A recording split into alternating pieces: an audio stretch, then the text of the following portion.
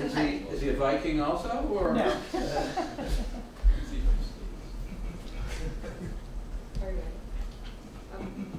As we started our research, we kind of had a different idea of how this product could succeed. We knew that we needed more technology and different features in this product in order for it to succeed in the classroom. So this presentation is a little bit different than what you've seen before. This is our pitch deck for Fusion, and I'm Marina Pontes. Brandon Chug. I'm Emily Benson. Susie Okaza. And this is a way to fuse technology and education. We are asking for $3 million for capital investment. That money is going to go towards building our app and making sure that everything goes smoothly for the first couple of years. So it's going to go towards building the app, which is a fundamental learning and classroom integration software. And it's also a mobile app that is going to run on a closed platform. This is our team. You've seen it before. Fusion is run pretty much by Wes and Jody Schroep, with the help of a few board members and informal advisors. So, what is Fusion? Fusion is an iPad app that is able to be used in one-on-one classrooms. This iPad app has handwriting capabilities, but it also integrates with all iOS devices, meaning you can use it on your iPhone or your iPod Touch. And it has online web use on home computers, which would be fusioninnovations.com. It's a subscription-based pricing, so if you find our app on the iTunes Store, it's free. However, if you go online, our subscription is $3.99 a year. We also are partnering with textbook companies.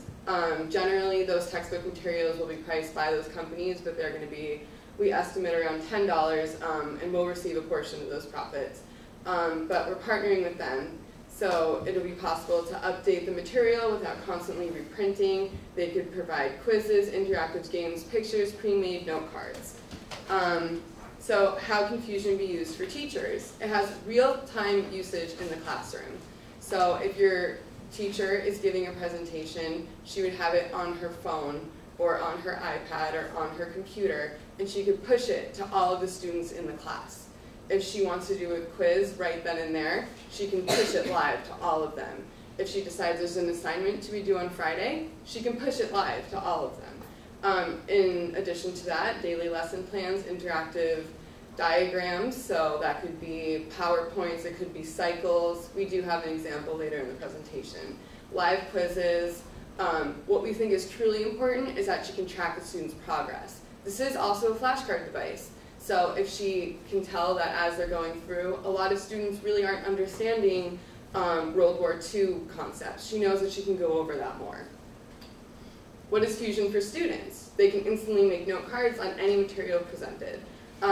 They get the visual learning, they get auditory learning from their teachers, and they can handwrite, which is the tactile benefits. And it's an amazing collaborative technology. They can turn to the student next to them, and our software has it so they can actually do flashcards together, do something where it's like a versus quiz, something like that. So I'll introduce you to Fusion. This is a mock-up of what the application would look like. So here you can see this would be the landing page. At the top are the classes, at the bottom is your planner, and you can go through and check off your homework as you do it. Now you can see there's a star next to science. That means that science is currently in session. So if we click on that, it'll bring you to class mode. Now class mode means that you're currently inside the class. Here we have all of the different lesson plans, and you have several tools at the bottom that you can use. So let's say we were looking at the water cycle. So that will bring you right into the actual course plan. You can see at the bottom, you can flip through with the teacher. They might tell you to go to the next portion of the presentation. And it has all of the information at the top. Now let's say you read something and you said, I'm going to need this for the quiz, or if the professor says this to you. You can choose at the bottom to make a new note card, and that will bring up a note card on the application. You can flip the note card, put the definition of whatever it is you're trying to remember, hit save, and then go right back into the course lecture. We also have here, this is the the website that we will be using, and it's a web app, so you can access it on Mac or Windows or any operating system through the browser. Now, our competitive advantage using the service that we have, we're comparing ourselves to a lot of the other no-card services, but none of them are quite like we are. We are teacher moderated, so it's optimized for the classroom. You won't see make a new note, you'll see make a new no card, you'll see update the class plan. This is specifically for an educational setting. We also have textbook publisher partnerships that we'll be working on, and this is not only just a feature, it's also an additional revenue stream. So just to kind of go over the trends in educational tech and where we're getting these from. So 20% of students already use technology to practice basic skills, and this is from 2009, and we know in the last 2 years technology has greatly improved. 41% use technology to solve problems and calculations. What these numbers tell us is that using an app like this isn't going to be that different from what students are already doing with technology. 75% of teens have cell phones and 76% have iPods. So this would mean that students that may not necessarily be in the classroom setting but do find our app, there are things on it that would be useful to them, and 75% of teens have the ability to use it. 2,300 school districts are using the iPad right now. And then 26% of those are giving an iPad to every student. This is a huge market base, and this has increased 20% within the past year. So you can imagine that this is constantly growing. All right, so we need to answer the question, how are we going to get these schools to adopt the app? We need to target, obviously, the teachers, the administrators, and the tech departments. The tech departments train the teachers when they do get iPads in their classroom. The in-house school department, they'll have a tech guy come in and train the teacher, show them the apps that are good for using them in the classroom. And also teachers are going to conferences. Apple has conferences all over the country where they show, specifically for educators, how to implement iPads in their classroom, and they show them specific apps to use. And when teachers go to these conferences, they get professional development points, which they need to get their licenses renewed. So we want to hopefully get our name out there, get Apple to be pushing our app, as well as there are many sites where the teachers also have some discretion as to what apps they want to use in their classroom. So if they're at home, they're going to be Googling educational apps.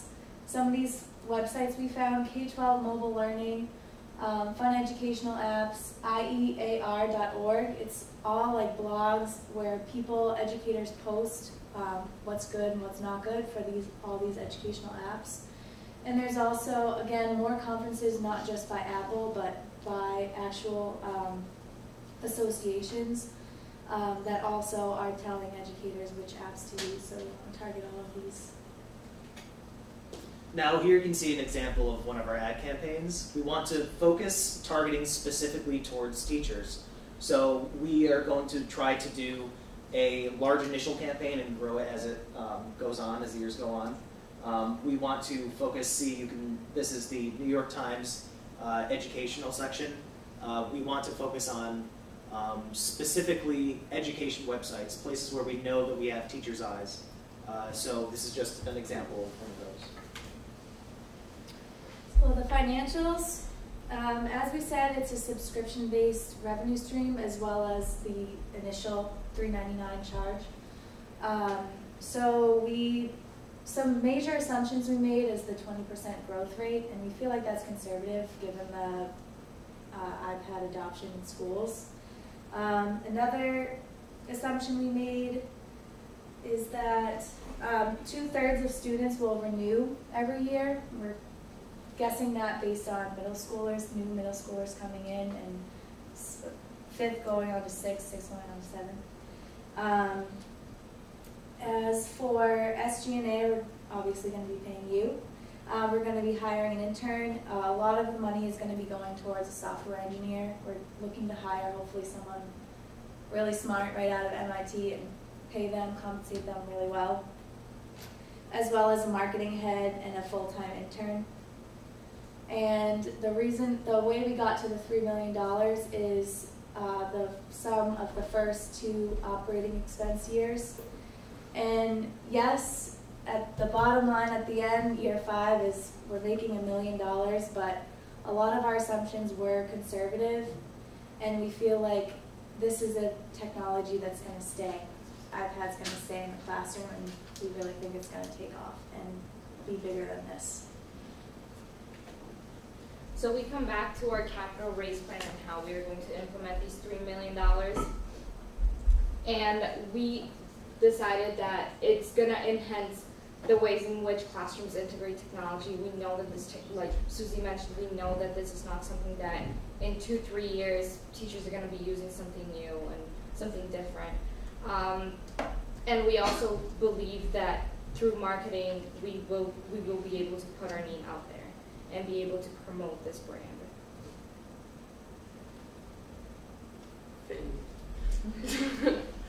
Okay, so how Kill the about camera. this? How about this from a batting order? Jody and West first, Rich second.